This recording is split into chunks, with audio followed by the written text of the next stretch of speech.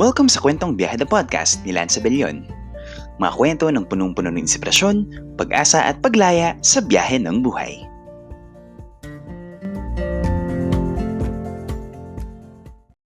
Okay, welcome po sa episode 2 ng Kwentong Biyahe the Podcast with me again, Lance Abellion. First and foremost, maraming salamat po sa mga tumutok sa pilot episode a few weeks ago. Alam ko po medyo nung audio po nung nakaraan ay medyo garalgal pero nonetheless nairaos naman po ng maayos ang ating podcast. For those po sa kakatutok lang po sa ating podcast, i-search niyo lamang po sa Spotify ang Kwentong Biyahe the Podcast by Lance Abellion of where makakarinig tayo ng mga stories na punong-punong inspirasyon, pag-asa at paglaya sa biyahe ng buhay. At for episode 2 po ngayong araw, ang guest po natin ay isa sa mga taong hinahangaan ko in terms of faith, kanyang prinsipyo sa pananampalataya, pagiging family man, at pagiging businessman. So mga kaibigan, hindi ko na papatatagalin. Please welcome our guest for episode 2's Kwentong Biyahe the Podcast. Please welcome Mr. Romel Benitez. Hi Kuya Romel, good day. Magandang araw po sa iyo. Kamusta ka po ngayon? Ay, nako, mabuti. Thank you, Lance. Salamat sa iyong pag-imbita dito sa iyong second episode ng iyong podcast sa iyong title na Biyahe. At thank you sa invitation mo.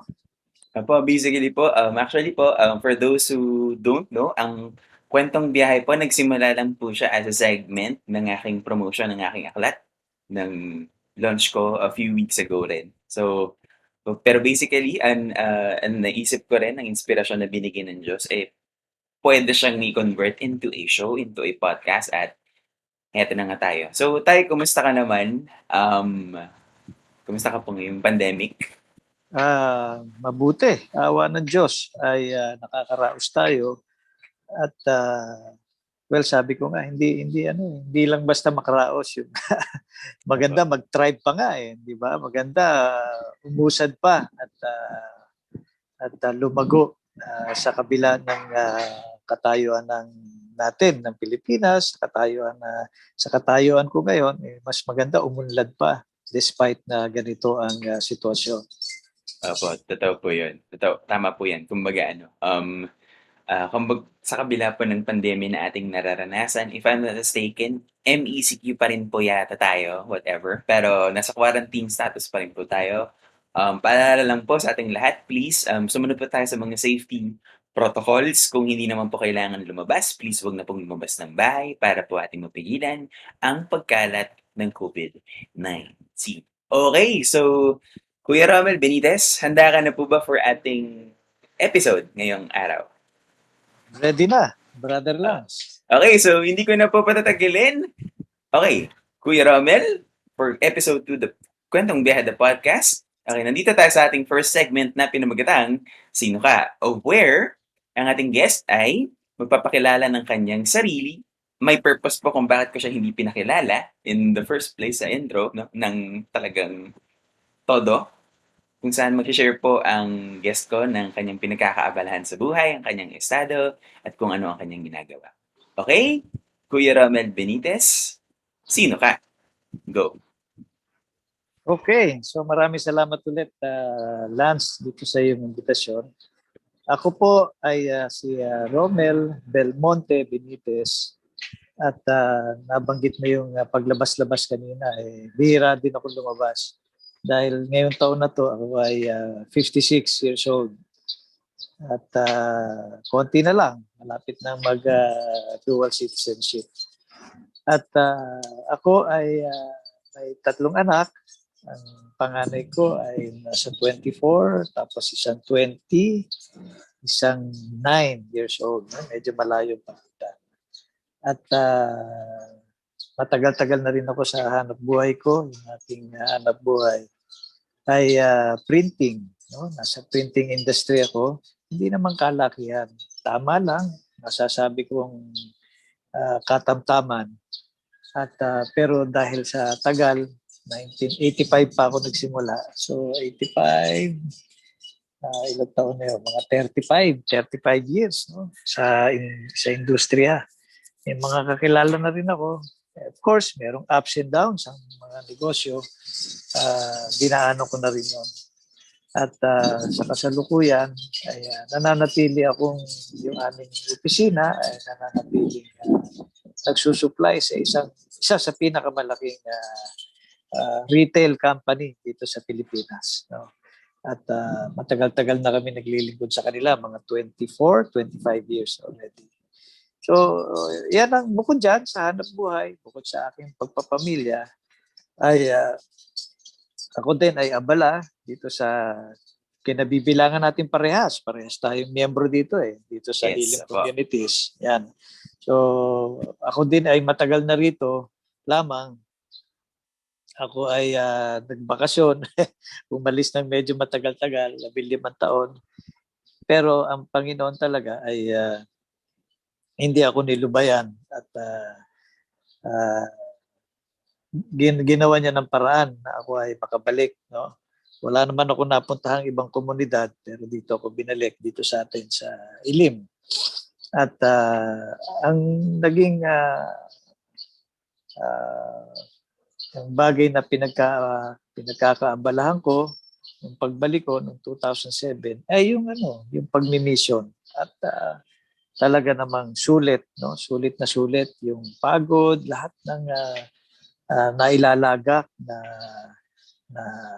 panahon, oras, talento, kayamanan ay sulit sapagkat ito ay gawain para sa Diyos.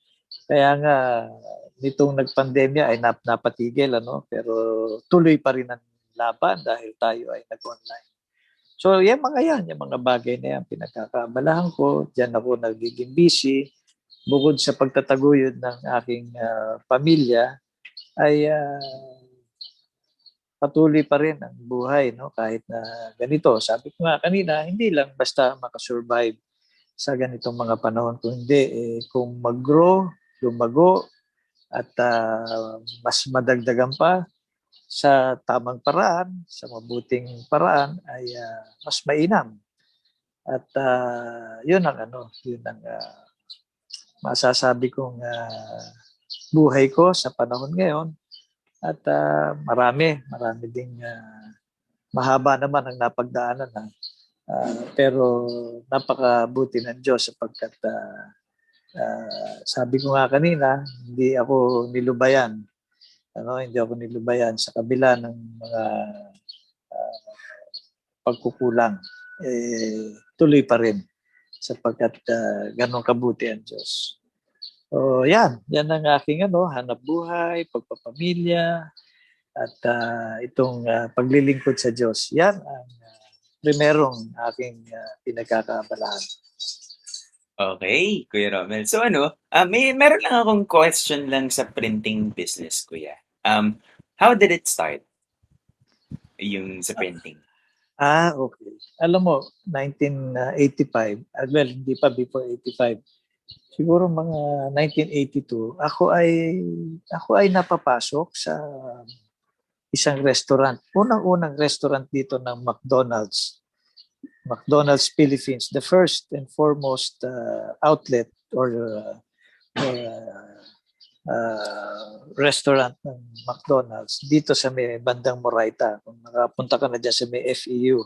Yes. No? Yan ang Kuya Romel, yan ang tambayan ko, kuya, nung nung college.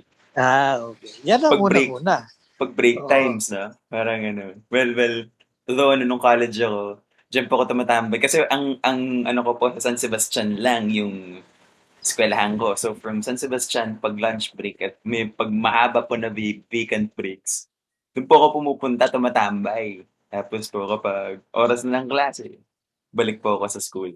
So yun. Yes, of course. Mas malapit pa yung San Sebastian mo dahil ako ay San Beda. So medyo bandang Malacanang pa ako. Pumupunta ako dyan. Ang dahilan kaya ako napapunta dyan, ako ay nag-practicum. At doon sa pagpa-practicum ko, napakalaki ng natutunan ko dyan. Dahil ang aming mga boss ay puro Amerikano. Wala kaming Pilipinong boss dyan. Puro Amerikano. Kasi yan ang unang-una. Puro mga expat ang mga boss dyan. Kaya Yung training na nakuha namin dyan, sabi ko nga, lagi kong sinasabi, ngayong panahon na to, nako, malayo yung training ng mga crew ngayon doon sa training namin nung araw. Wala sa kalingkingan. Talagang malayo. Eh, ganun pa man, nung bago ako mag-graduate, ako ay tinetrain na for manager dyan sa McDonald's. Iniisip ko nga sabi ko, ano kaya kung tinuloy ko, baka maganda na pwesto ko sa McDonald's. Kasi talagang kami unang-una nun. At yung lahat ng trabaho dun sa buong restaurant, lahat ginagawa ko at nagagawa ko. At kaya nga tinetrain ako for manager dahil gustuhan nila yung aking trabaho. At alam mo, yung hindi ko makalimutan doon, unang araw ko ako ay nagtalop. Automatic naman yung pillar. Ako ay nagtalop ng 8 sakong patatas. So Wow. medyo mabigat-bigat Hindi lang doon natatapos. Pagkatalop ko ng 8 sakong patatas, in-slice ko yon yung lahat ng 8 sako. In-slice tapos inilagay sa mga tray tapos ipinapasok sa freezer yon. Naubos ko yon yung 8 sako na yon. Kinabukasan absent ako kasi Wow. nilagnat ako. Yun.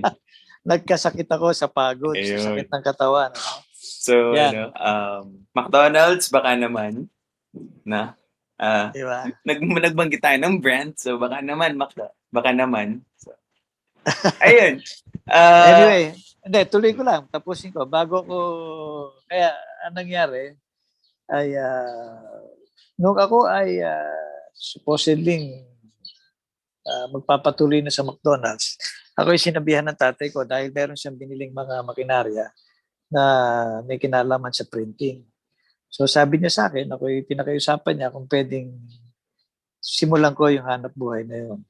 Di wala naman akong magawa dahil ako'y sumunod sa kanya.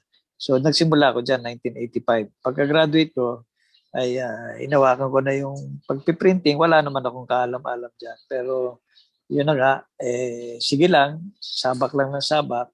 Talagang mahirap. Hanggang sa natuto. At yun naging ang simula nun ay aming korporasyon. Tapos hanggang sa nakapaglagay ako ng sarili ko. So, dalawa ngayon. Meron kaming korporasyon na magkakasama kaming pamilya na printing. Meron din sarili ko, personal ko. Yan. Kaya ako napunta dyan. ayun. So yan na, medyo marami-rami rin palang pinagdaanan si Kuya Romel, 'no, bukod sa nag-McDo muna siya. So, kumbaga parang ang galing, 'no? Kumbaga parang from a simple employee tapos nabigyan ng opportunity na to manage ng business tapos ngayon heto na, flourishing na. Okay, so maraming salamat Kuya Romel for experiencing for sharing about yourself. So yan po ang ating first segment na pinamagatang Sino Ka? Sa ating Kwentong Biyahe the Podcast Episode 2. Nandito pa rin po kayo sa Kwentong Biyahe the Podcast Episode 2 with me, Lance Abellion, kasama po si Mr. Romel Benitez. Okay, Kuya Romel, nandito na tayo sa second part. Ang bilis nga naman, tignan nyo nga naman, second part na tayo ng ating podcast ngayon. Okay, so ang susunod po na segment ng ating podcast ay pinamagatang i-share mo.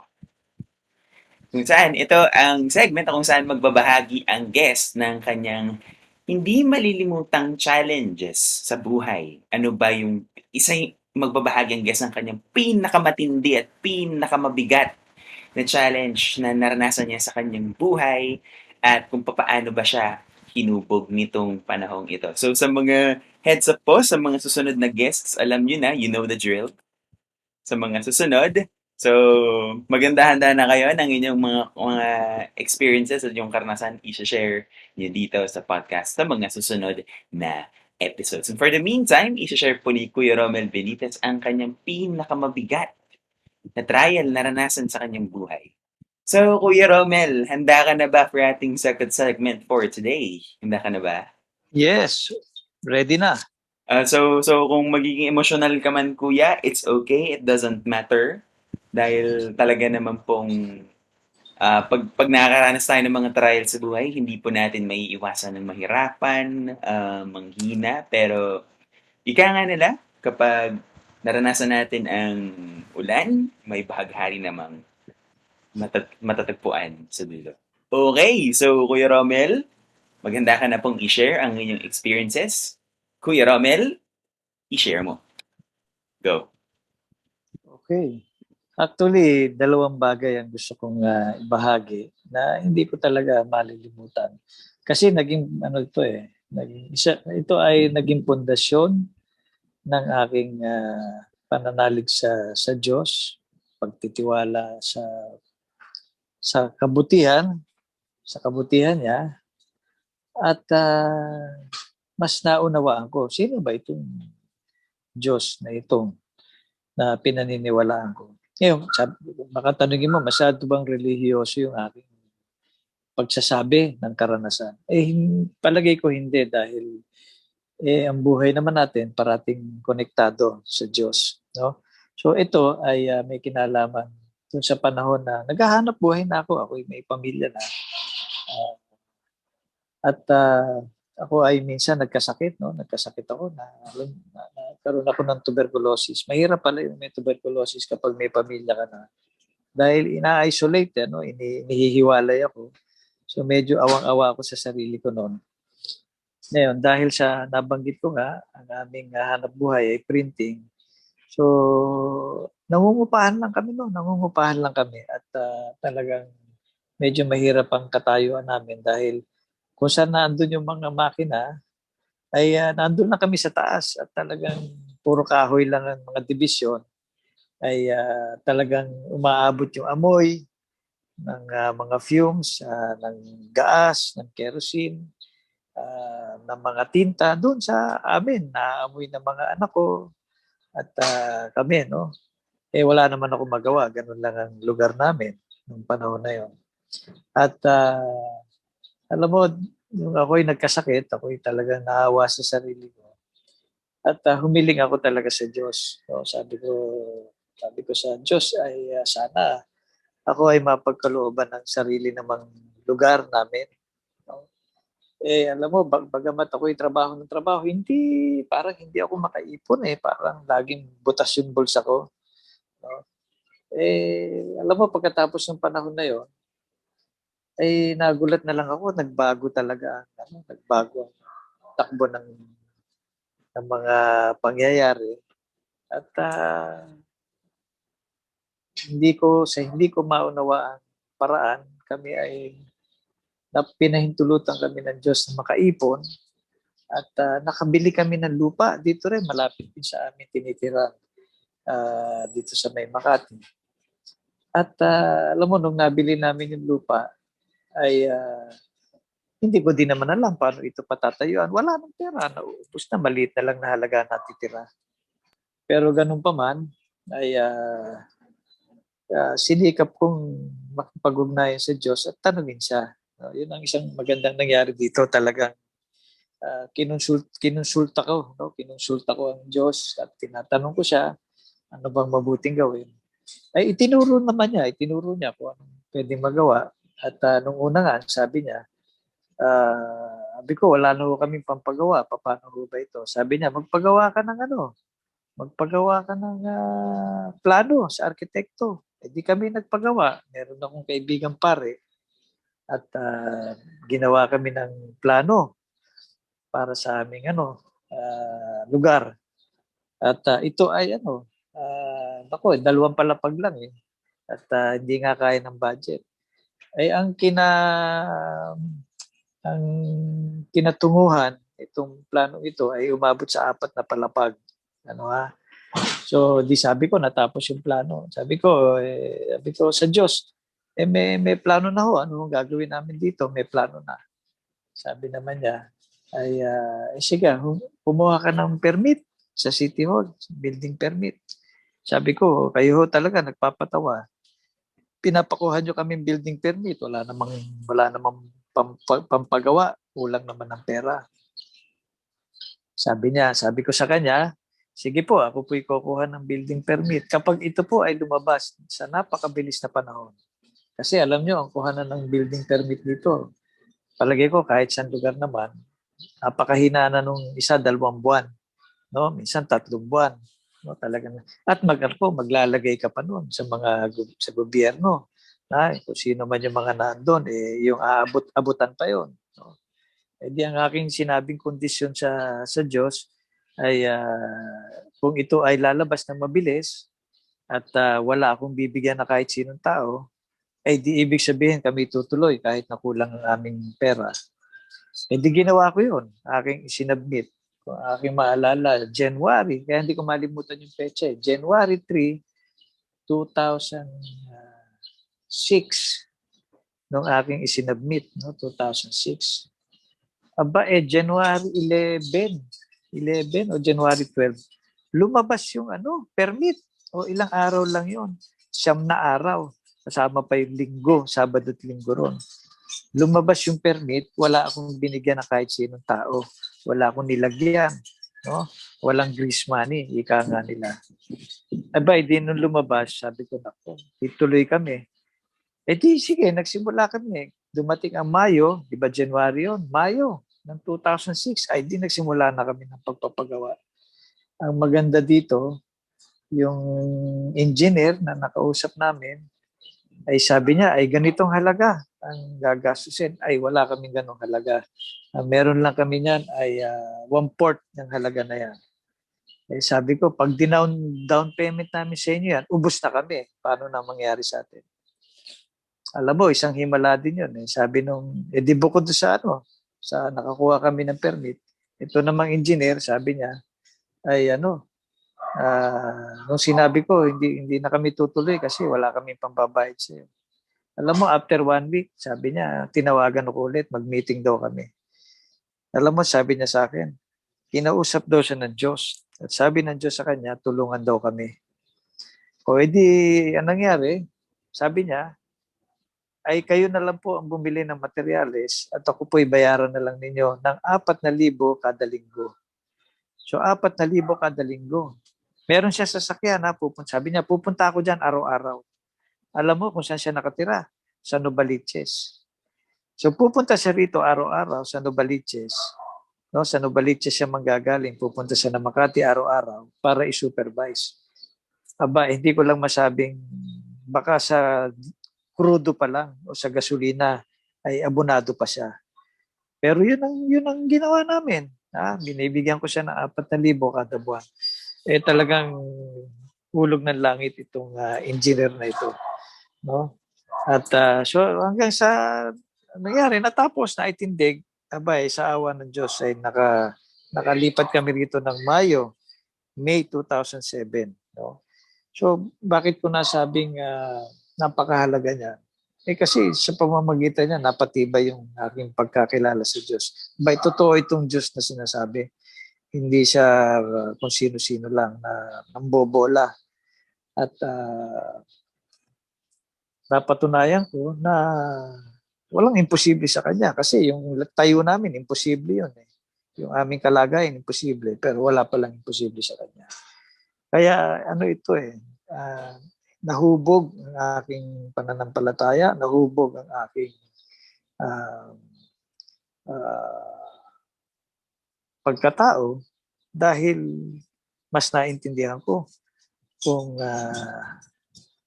ano itong aking kinikilala, no, sa buhay ko, na Diyos na kinikilala rin ng iba. So yan ang una. At hanggang sa ngayon, dito kami naninirahan at nandito rin yung hanap buhay namin at safe na safe kami. Pag kami nandito sa bahay namin, sa 3rd floor hanggang 4th floor, ang pakiramdam namin walang gawaan sa babae. No? Kasi tahimik, hindi namin nadidinig halos yung mga tunog ng makinarya. So parang maalwan at maluwag na maluwag sa amin. Meron nga nagpupunta rito, tinatanong nila pag nakita nila yung makinarya namin, sabi niya, yan ba ang makinarya ninyo? Sabi ko, opo. Itong building sa inyo rin? Opo. Paano kayo nakapagpatayo nito? Yan lang ang makina ninyo. So, nagtataka sila. No?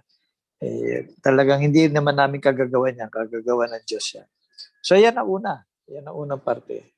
Ang pangalawa, kung hindi naman ako sosobra sa oras, Okay lang. Okay Okay. lang po, okay lang po. Go lang. Okay, sige. So yan ang una. Ang pangalawa, itong may dalawa na kaming anak, ano, ng aking misis, si Heidi. Aming anak, si Hana, si Rona. Nagkataon, noong 2012 ay siya ay ano, kami naman, nagdadasal din, parang gusto pa namin magkaanak siya kami ng isa, ay di nadagdagan nga ng isa. At ito ay di siya na nagdalang tao. Nung pampitong buwan na kanyang check-up, ay siya ay ano, no, kinuna ng blood pressure. At ah, mataas, sobrang taas. So hindi na siya pinauwi, hindi na kami pinauwi. Ang sabi ng doktor sa kanya, siya ay magpa-confine na, magpa-admit. Nako, alam mo bang wala kaming kapera-pera noong panahon na yan. Dahil January yun eh. Ang kanyang panganganak ay Marso. So, hindi kami ready kung sa gastusin at gastusin lang. At alam mo naman, yung January na yun, kagagaling lang sa ano, katatapos lang ng Pasko, hindi ubos-ubos ano pag ganyang panahon. Bayad sa mga tao, ganyan-ganyan. At sari-saring gastusin. So, alam niyo, wala kaming pambayad noon. Aba akalain mo ba naman, ito lagi ko na ikikwento kahit kanino. Kasi kakaiba eh. Alam mo, lahat ng ospital humihingi ng mga down payment yan, lalo na ngayong panahon na to, di ba? Humihingi yan yung mga malalaking ospital. Yung ospital na napuntahan namin, St. Luke's eh. O edi, siyempre humihingi sila ng down payment. Wala akong maibigay. Akalain mo may negosyo ako, meron akong building pero wala akong maibigay na 10,000. O bakit kinahintulutan ng Diyos? Para siguro makita ko ulit yung kanyang kapangyarihan kung paano. Aba, nung hindi ko alam kung anong gagawin ko, gumawa ang Diyos ng paraan. Alam mo, nung dapat sasabihin ko na sana, wala ko ibabayad. Sabi nung nasa counter, sabi sa akin, sabi niya, Sir, upon discharge na lang po kayo magbayad kasi yung computer ko nasira. Aba, sabi ko, okay to upon discharge. Ibig sabihin, ma-admit yung asawa ko nang wala kaming ibabayad kahit 5. Aba, sabi ko, ayos to Ang galing So, yun nga nangyari, na-admit. At inasikaso na na kahit 5, wala pa kaming binibigay. Naipanganak na nga, wala pa kaming binibigay No? Di pa kami nagbabayad kahit magkano. So, ang galing talaga. Hindi ko malilimutan yun. Kasabay niyan, ay nung bago siya manganak, si Mrs., sinabihan ako ng cardiologist, ng doktor, saka yung cardio, no? May hawak tungkol sa kanyang puso. At dahil nga pre-eclampsia siya, mataas ang kanyang BP, alam mo, sabi sa akin ng doktor, sabi niya, Daddy, ako wala po tayong magagawa dito. Isa lang po ang mabubuhay sa kanila, si Mrs. o yung bata po. Pero hindi po talaga kaya na pareha sila. Nako, habang sinasabi sa akin, bumagsak na yung luha ko, iyak ako na iyak. At pinagdasal naman ako nitong doktor na ito. Napakahusay na doktor din. Pero yun ang kanilang pagsusuri. Hindi ko naman sila sinisisi na sinabi nila sa akin yun. Marahil yun ang katotohanan base sa kanilang pagtingin at pagtaya ng kalagayan ng aking asawa at aming baby. Hindi takbo ako sa chapel ng St. Luke's. Ako'y nanikluhod sa Diyos at humingi ako ng awa at tulong sa Kanya. At naalala ko yung sinabi ko sa Kanya, sabi ko sa Diyos, sabi ko, kaya niyo naman po ito sa kapangyarihan ninyo, kaya niyo silang buhayin parehas. O yun lang ang sinabi ko, tapos okay na ako. Pero tanggap ko kung ano man ang kalooban ng Diyos. Aba, maya-maya lang Alam mo, napakaraming inihanda doon sa misis ko ng yung mga kailangan gamit pagkatapos ng mga anak. Kasi dahil nga mataas ang kanyang BP, iba-blood transfusion siya, no? Kasi maraming tumagas na dugo. Tapos yung mga sari-saring mga aparato. Aba, mamaya, habang nag-aantay ako, nakita ko may inilabas na maliit na cart. E di sinundan ko, nakita ko, yun yung baby namin. Aba, buhay, buhay. Buhay yung bata, pero napakaliit. Halos, malaki lang sa palad ng kamay ko. Konti. Malaki lang sa palad ng kamay. Mahaba lang ng konti sa kamay ko. Di siguro around 6-7 inches lang. Ganun lang siya kaliit. No? Tapos maya-maya, lumabas yung asawa ko. Aba, kasi problema nila doon, baka doon hindi magising agad. Abay, gising na. Nung lumabas na sa arot, dadalhin sa recovery room, gising na. No? Gising na. At yung mga hinihanda nilang aparato, hindi na nila nagamit sapagkat hindi tumagas ng ang dugo niya ay normal lang, hindi tumagas ng marami. So talagang sabi ko, hindi na kayang baguhin ang isip ko na itong Diyos na sinasabi na pinaniniwalaan natin totoo at kahit anong bagay kaya niya. So yan dalawang karanasan na yan, masasabi ko yan ang hindi lang basta naging pundasyon ng aking pagkatao, pero yan ang naging mga basihan ko na itong Panginoon, itong Diyos, itong si Kristo na ating kinikilala o na aking kinikilala, totoo. Totoo, buhay, at nakikinig siya sa mga panalangin. Kaya mabigat, mahirap yung mga panahon na yon, pero napatunayan ko hindi lang sa sarili ko, kundi napatunayan nakita ng aking mga mata kung gaano kabuti ang Diyos. No? Yung kanyang pagmamahal ay wagas at totoo. Maring hindi lang kami ang merong ganyang karanasan, pero yung ganitong sunod-sunod na pagtataguyod at pagtugon ng Diyos sa amin, masasabi ko, mga karanasang hindi ko makakalimutan. At nakabaon na yan. At yung mga taong naikwento, napagkwentuhan ko na yan, alam nila kung gaano katibay yung aking pananalig sa Diyos, no? Sa mga aking dinaanan sa buhay.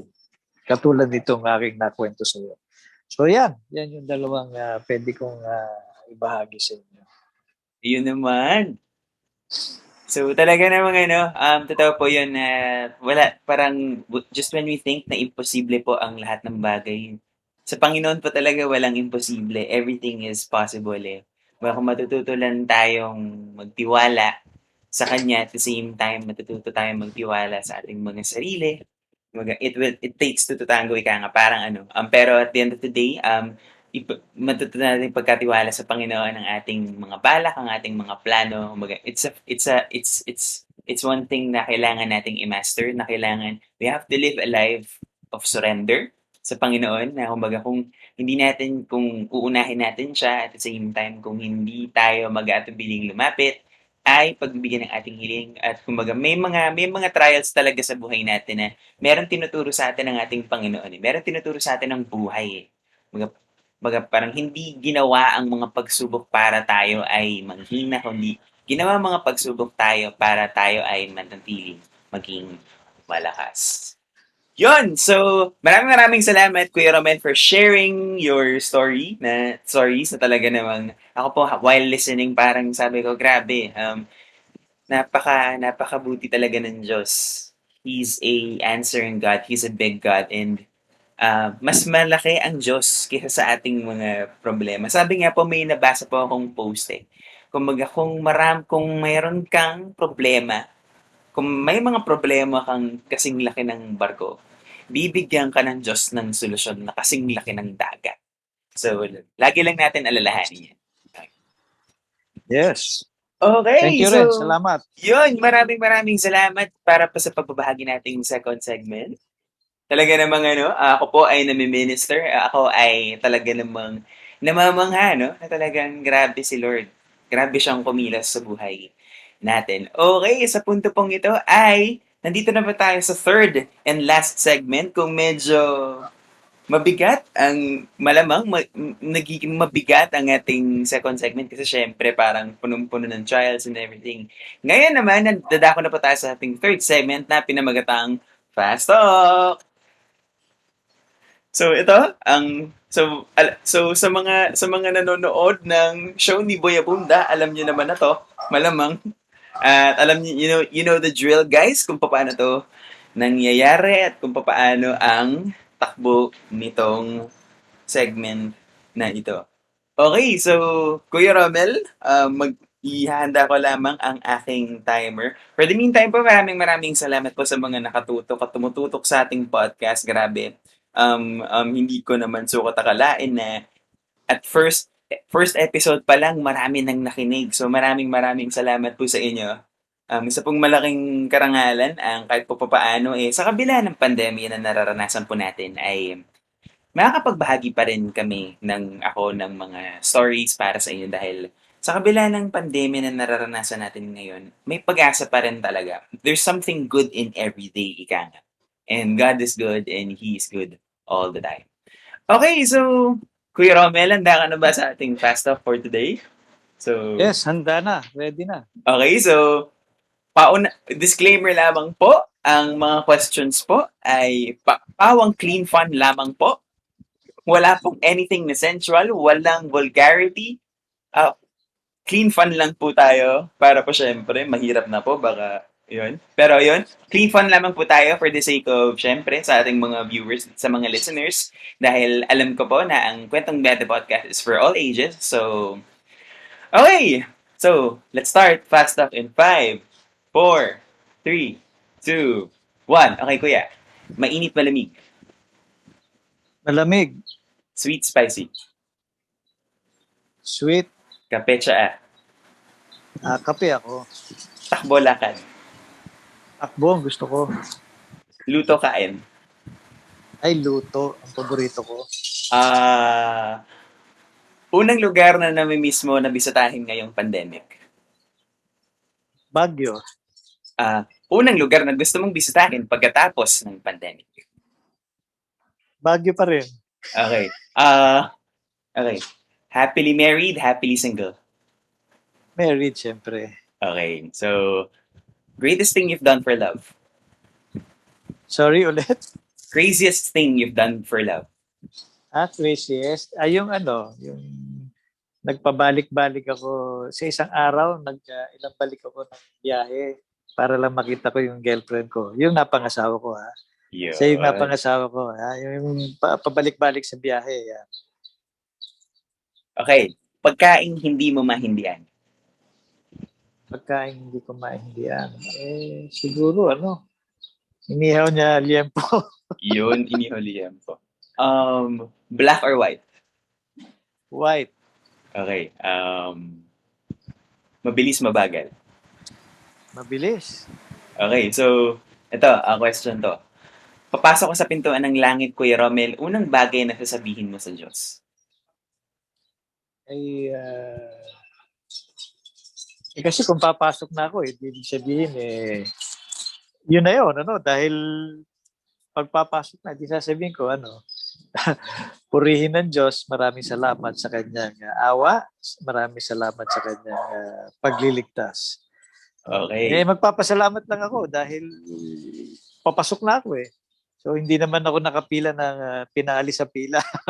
Papasok na. So sa makatuwid tanggap tayo sa langit. Okay. Describe your life through a song and sing a few lines. Describe my life through a song. Ako parang ibang kanta yan. Yeah. Ano yung kantang nalimutan ko title eh. Hindi ako masyado. Yung yung kinakanta ni Brother Willie. Ang buhay kay ganana. Darararara. Ayan, isa pang awit. Yeah. Okay, okay. Isa Isa pang pang awit. awit. Isa Yeah, pang yeah, awit. yeah. Isa Ayun, pang ayun. awit. Napakaganda ng song na yun, kuya. Yeah, isa pang awit. Hindi ko lang kabisado lyrics pero yun ang Ayun, isang isa kanta pang na awit. napakaganda. Grabe, no? Ibig So, sabihin kung kung merong ano yan if there is something that I can offer to God, I would give it to him. Diba? okay. Kahit kumanta o ano man, kung itong buhay ulit, iaalay ulit sa Diyos. Diba? Okay. Hashtag ng love life mo ngayon, Kuya Romel. Hashtag ng love life ko. Married life pala, sorry. Married life. Hashtag ng married life mo ngayon. Hashtag happy forever. Yun. Hashtag kuya ng buhay mo ngayon. Hashtag hashtag biyaya. Yun. Okay, tapos, okay, for last question na, this will be an iconic question sa bawat episode ng Kwentong Biyahe na podcast. Ano ang aral ng kwentong biyahe ni Mr. Romel Benitez? Well, ang aral dito sa biyahe ko ay hindi dapat nawawalan ng pag-asa. Yan ang isa sa napakahalaga na maunawaan ng kahit sinong tao na dumadaan sa paghihirap, dumadaan sa mga problema, na merong pag-asa. Sapagkat kung merong Diyos, may pag-asa. Dahil Diyos ay pag-asa. Hindi lang siya pag-ibig, kung hindi pag-asa siya. At dito sa biyahe na tinatahak ko, ay mananatili yung pag-asa ko. Hindi lang para sa akin, para sa buong pamilya ko na dumating ang panahon dahil ang amin namang inaasahan ay nabanggit mo nga kanina, tinanong mo, ano sasabihin ko pagdating ko sa pintuan ng langit? Yung lahat kami makarating sa langit. At yun ang ultimate goal. So, habang nabubuhay, maganda at mainam na maunawaan ng kahit sino na may pag-asa. Kahit ano pang klase ng kalagayan ng tao, parating may pag-asa. Magkaroon ng pag-asa at magbigay din ng pag-asa sa iba. Hindi lang yung tayo o ako ang may pag-asa. Kung hindi, nagbibigay din ako ng pag-asa para sa iba.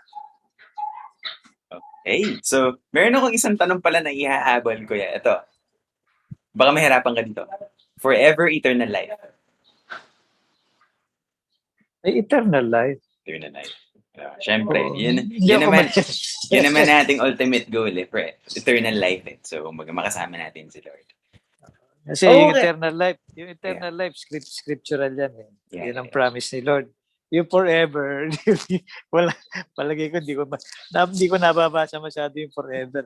Forever. Forever and ever. Siguro sa prayer. Ano? Pero yung eternal life, ay yan ang pangako ni Lord. To be with Him eternal. Ano? In giving us life eternal. Okay. Yun, so maraming salamat Kuya Romel Benitez para sa iyong time. Ngayong episode 2 ng ating kwentong biyahe na podcast. Meron ka po bang gustong batiin bago tayo matapos sa episode na ito? Ako ay binabati ko. Siyempre gusto kitang batiin dito sa iyong mga ginagawa. At maganda, mahusay na meron kang ganitong klase para ang mga tao naman ay makadinig hindi lamang ng mga sari-sari o kung ano-ano lang mga istorya, pero yung mga bagay na makakapagbigay ng pag-asa sa kanila at kapupulutan din ng aral. No? At nagpapasalamat ako sa iyo, Lance, dahil itong mga ginagawa mo ay talagang makatutulong. So congratulations sa iyo dito sa iyong pangalawang episode at salamat sa iyong pag-imbita sa akin. At binabati ko yung aking asawa, si Heidi, yung aking mga anak, si Hannah, si Ronan, si Tim, yung aking bunso, malaki na.